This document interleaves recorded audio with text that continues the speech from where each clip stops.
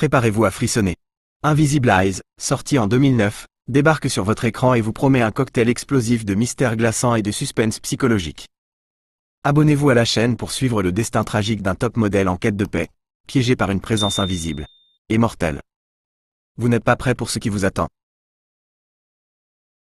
Lassée des podiums, Gabi, une mannequin à la retraite, décide de s'isoler dans la campagne anglaise pour faire le point sur sa vie. Son manager, Dan, l'accompagne à la maison de repos isolée qu'il possède au bord d'une rivière. Un sentiment d'appréhension s'installe chez Gabi dès son arrivée. Un appel urgent de Nina Lamont, une autre cliente importante, vient perturber leur installation. Dan, soucieux de régler ce problème, annonce à Gabi son départ précipité pour la ville, lui promettant un retour le lendemain. L'idée de passer des jours seul dans cette demeure isolée ne ravit pas Gabi. Malgré les assurances de Dan sur le calme et la sérénité du lieu, Gabi ressent une vague d'inquiétude qu'elle ne peut ignorer. Face à son reflet dans un miroir de poche, Gabi reçoit de son manager Dan une pile de scénarios de films, choisis pour son potentiel passage au métier d'actrice.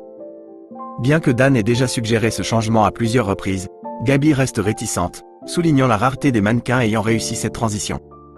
Dan, soucieux de la carrière de Gabi, la persuade de lire les scénarios, affirmant qu'il ne cherche qu'à lui offrir les meilleures opportunités. Gabi, lasse de l'insistance de Dan, exprime son désir de retourner en ville, mais Dan la rassure sur ses intentions bienveillantes. Après le départ de Dan, Gabi s'installe dans la maison isolée, déballant ses affaires et les rangeant méthodiquement. Une atmosphère de solitude s'installe, accentuée par le silence pesant de la demeure. Alors que Gabi se prépare pour la nuit, l'application de l'après-rasage sur ses poignets est soudainement interrompue par un grincement inquiétant de la porte. Gabi s'installe sur le canapé, parcourant les scénarios que Dan lui a laissés. Son esprit peine à s'immerger dans les histoires fictives, hanté par les événements de la journée et l'isolement croissant. Une sieste est interrompue par un cliquetis provenant de la porte d'entrée, comme si quelqu'un tentait de l'ouvrir de l'extérieur. Gabi se précipite vers la porte, ouvrant sur un livreur nommé JC, venu déposer ses courses commandées. JC, un homme au rêve ambitieux de devenir styliste, engage la conversation avec Gabi, reconnaissant en elle l'ancienne top modèle. Gabi, mal à l'aise sous son regard admiratif, ferme brusquement la porte, laissant JC perplexe. De retour dans la salle de bain, Gabi observe son reflet dans le miroir, remarquant les rides qui marquent son visage vieillissant. Un sentiment de solitude et de vulnérabilité l'envahit. Son regard tombe sur ses produits de beauté, renversés dans la poubelle. Un rire nerveux lui échappe, tentant de masquer l'inquiétude qui la submerge. La nuit s'annonce longue et hantée par des rêves troublants. Dans son sommeil, Gabi est assaillie par une vision terrifiante. Une silhouette ouvre la porte de sa chambre, la fixant d'un regard perçant. Elle se réveille en sursaut, le cœur battant la chamade. Le lendemain matin, Dan s'enquiert de l'avis de Gabi sur les scénarios. Son manque d'enthousiasme est évident, et elle avoue ne pas parvenir à s'identifier au personnage. Gabi, déterminée à renouer avec le monde de la mode, envisage de participer au défilé du créateur Max Balagan. Dan s'oppose à cette idée, soulignant l'incohérence d'un retour sur les podiums un mois après avoir annoncé sa retraite. Malgré les objections de Dan, Gabi reste convaincue de son choix. Dan, sceptique, tente de la rassurer, mais Gabi persiste dans ses convictions. Elle affirme aussi ressentir une présence étrange dans la maison, une sensation d'être observée par une entité invisible. Après le départ de Dan, Gabi découvre sur une table basse un message énigmatique. Les esprits ne portent pas d'après-rasage, je lagne. Une vague de terreur la saisit et elle se précipite vers la voiture de Dan, lui reprochant sa blague macabre. Dan, perplexe, lit le message et constate qu'il est écrit de la main de Gabi. Il la considère d'abord comme une plaisanterie, mais son inquiétude grandit face à son insistance. De retour dans la maison isolée, Gabi est hantée par la présence invisible et les messages troublants. Un autre billet apparaît, proclamant « Je ne suis pas votre ennemi ». La peur la pousse à fuir la maison, mais la communication téléphonique est coupée, la laissant isolée et vulnérable. JC, le livreur amical, accepte de vérifier la maison, mais ne trouve aucune trace d'intrus. Dan revient ensuite, alerté par JC, et confirme que la cave est également vide. La méfiance s'installe entre Gabi et Dan. Elle l'accuse de la manipuler, d'être complice d'une machination visant à la faire sombrer dans la folie et l'évincer comme cliente. Dan, désemparé par ces accusations, nie farouchement toute intention malveillante et lui demande de préciser ses besoins. Ce soir-là, Dan contacte la cliente, Nina Lamont, pour l'informer de son intention de rester auprès de Gabi afin de la rassurer. Il promet de ne pas franchir la ligne et de respecter son sommeil. Ils sortent dîner et reviennent quelques heures plus tard, visiblement éméchés. Dan, après un jeu de poursuite amusant dans la maison, enchaîne sur un baiser passionné avec Gabi, qui débouche sur une relation intime. Cependant, au cours de l'acte, Gabi exprime ses regrets quant à leur rapprochement. Dans l'intimité de la nuit, Gabi confronte Dan au sujet de sa relation avec Nina, l'amante qui le pousse à rentrer à Londres chaque soir. Dan, pris au dépourvu, avoue son affection pour Nina tout en reconnaissant ses défauts en tant que partenaire. Il confesse ensuite avoir recours au service d'une courtisane pour combler ses besoins lorsqu'il n'est pas satisfait par Nina. Cette révélation choque Gabi, qui se remémore son premier amour, Jimmy, rencontré pendant son adolescence. Gabi se souvient de Jimmy, son unique ami d'enfance marqué par une maladie de peau. Malgré leurs apparences peu conventionnelles, une relation intime s'est développée entre eux. Après une journée idyllique à la plage suite à leur premier rapport sexuel, Jimmy raccompagne Gabi chez elle en scooter. Un tragique accident lui coûte la vie lors de son retour. Persuadée que l'esprit de Jimmy veille sur elle, elle ressent sa présence constante depuis son décès. Au cours de la nuit, elle constate l'absence de Dan et décide de quitter les lieux. Frissonnant de terreur, Gabi se recouche, mais le silence est aussitôt brisé par le crissement de la porte qui s'ouvre. Un fauteuil se déplace inexplicablement, et un homme à la perruque blonde et aux mains manucurées émerge de l'ombre derrière l'armoire. Son approche menaçante la pousse à hurler de peur. Le lendemain matin, elle se réveille aux côtés de Dan, s'interrogeant sur la réalité de l'effrayante apparition de la nuit précédente. Hésitante, elle confie à Dan son changement d'avis concernant son séjour dans la maison. Après le départ de Dan, elle descend à la cave, où elle découvre une machine à écrire qui lui semble étrangement familière. Impulsée par une force invisible, elle se dirige vers une table d'appoint et rédige des notes à l'intention des esprits qui hantent la maison, cherchant des réponses à ces questions existentielles. Les voit-on? Sont-ils décédés? Qui sont-ils? Quelques instants plus tard, Gabi se métamorphose. Maquillée et vêtue d'une robe ayant fait la couverture d'un magazine, elle se mire dans le miroir, interrogeant l'esprit sur son apparence. Malgré les années qui passent, elle se trouve toujours belle. Mais en réponse à sa question, l'esprit, doté d'une force invisible, déchire le magazine et le jette par la fenêtre. Bouleversée, Gabi se précipite dehors pour récupérer le magazine déchiré. De retour dans le salon, elle s'adresse à l'esprit, persuadée qu'il s'agit de Jimmy. Elle lui confie que depuis sa disparition, elle a accompli tous ses rêves, guidée par sa mémoire et sa présence. Cependant, les années de gloire touchant à leur fin et déçue par les scénarios proposés par Dan, elle ressent le besoin de se renouveler, d'explorer de nouvelles voies pour avancer. Elle insiste sur la réservation immédiate de l'émission de Balagan comme point de départ. Son interrogation sur la perception de Jimmy par l'esprit reste sans réponse. Ce soir, Gabi regarde l'interview de Max Balagan à la télévision et découvre, stupéfaite, qu'en plus de l'émission prévue dans un mois, un événement exclusif est organisé la semaine suivante. Agacée par le silence de Max après son appel, Gabi lui laisse un message vocal. Plus tard, dans la salle de bain, elle confie avec enthousiasme à Jimmy l'acceptation de Max pour une rencontre le lendemain. La nuit est interrompue par le bruit de pierres lancées contre la fenêtre de sa chambre, provenant de Mickey, l'ami de JC. Face aux supplications pathétiques de son ami Mickey, celui-ci restait inflexible. Obsédé par l'idée d'accéder au monde glamour de la mode, il voyait dans cette rencontre avec l'ancienne mannequin déchue, Gabi, une chance unique. Gabi, acculée hélas, n'eut d'autre choix que de les laisser entrer. Une fois à l'intérieur, l'atmosphère s'alourdit. Gabi, dans un geste d'impuissance teinté de défi, adopta une posture provocante sur le canapé, demandant la musique pour masquer son malaise. Mickey, incapable de lire les codes implicites, s'approcha d'elle avec audace, tentant un baiser furtif dans le cou.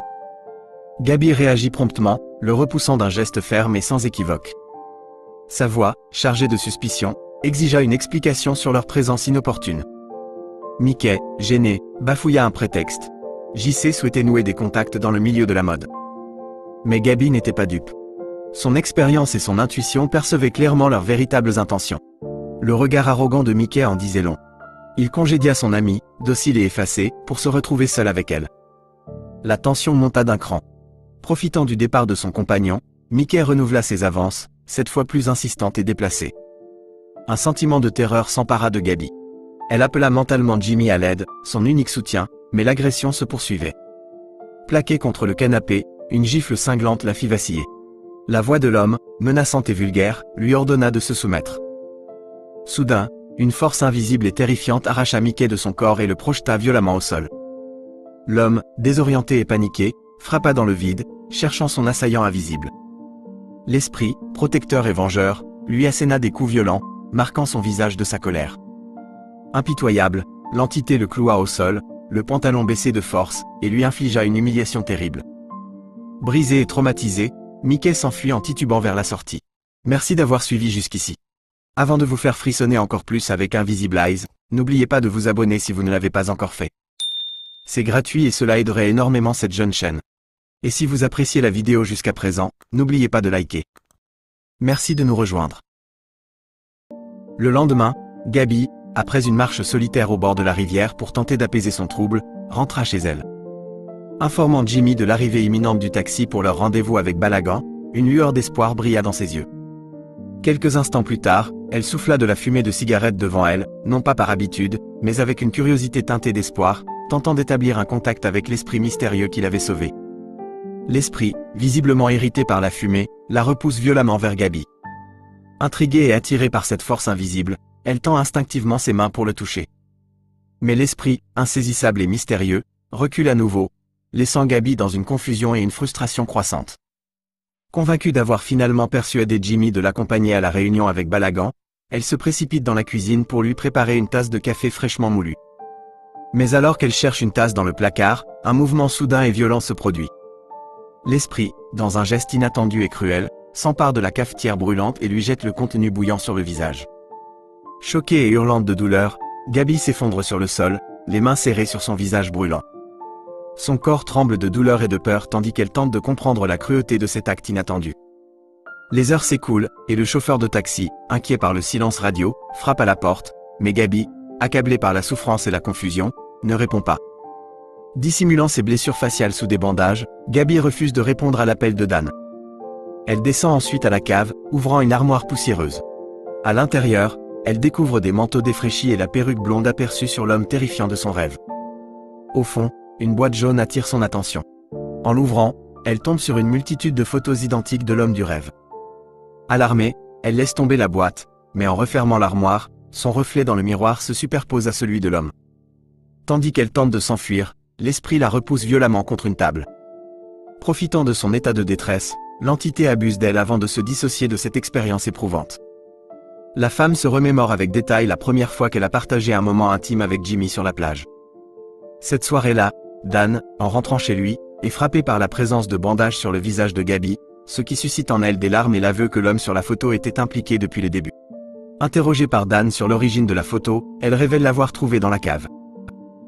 Dan descend alors pour vérifier, mais la pièce se révèle vide. De retour dans le salon, il dévoile à Gabi que l'homme sur la photo n'est autre que Michael Gige, un acteur à succès il y a une quinzaine d'années. Il précise que Gige, acteur de théâtre réputé pour ses rôles féminins et ses travestissements, était au sommet de sa carrière à l'époque. Face à l'ignorance de Gabi concernant cet acteur, Dan suppose qu'elle était peut-être trop jeune pour s'en souvenir.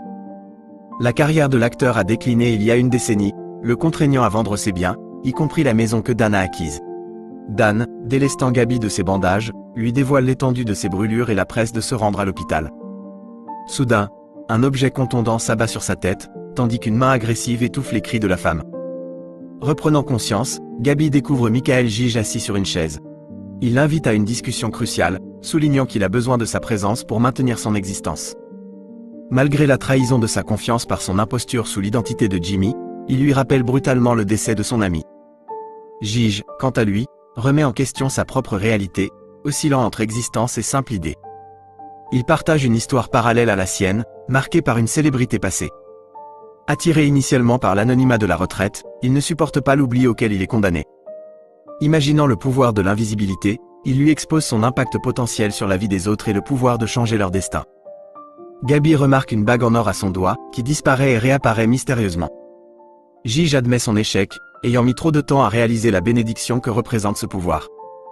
Confessant ses abus d'invisibilité, il avoue avoir causé de la douleur et ruiné des vies impunément. Consumé par le dégoût de ses actes, il se retire du monde pour écrire des scénarios sous un pseudonyme, se libérant de ses démons sans souffrance. Ses écrits lui procurent une certaine stabilité et lui permettent de redevenir visible. Cependant, l'arrivée de Gabi réveille ses vieux démons, et il comprend que pour retrouver la paix, il doit lui transmettre l'anneau, source de son pouvoir. Il la supplie de le prendre et de transformer cette malédiction en bénédiction pour elle. Gabi rejette sa proposition, convaincue que Gige n'est qu'une illusion et disparaîtra à son réveil. Mais Gige remet en question sa propre réalité, soulignant que parfois, les personnages échappent à leur créateur. Il lui ordonne de lire le scénario qu'il a écrit, retraçant les événements depuis son arrivée à la maison. La dernière page révèle que la fin de l'histoire, et par conséquent son destin, lui appartient désormais. Peu de temps après, Gabi s'empare de la voiture de Dan et retourne en ville. Quelques semaines plus tard, Dan fait visiter la maison à Gige, qui envisage son achat. Devant la question de Dan sur sa vie depuis la retraite, l'homme offre une réponse énigmatique. « J'étais dans la maison sans être dans la maison », laissant Dan perplexe. Dan, intrigué par son absence, se demande ce que devient Gabi, espérant qu'elle a surmonté ses démons. Pendant ce temps, Gige s'interroge sur l'identité du véritable auteur de leur histoire, lui-même ou Gabi, mais conclut que cela n'a pas d'importance puisque la vie n'est qu'une illusion. Dans la réécriture du souvenir de Gabi de sa journée à la plage avec Jimmy, elle lui propose de passer la nuit chez elle pour éviter un accident de scooter. Et alors qu'il s'apprête à partir, elle porte l'anneau d'or de Gige.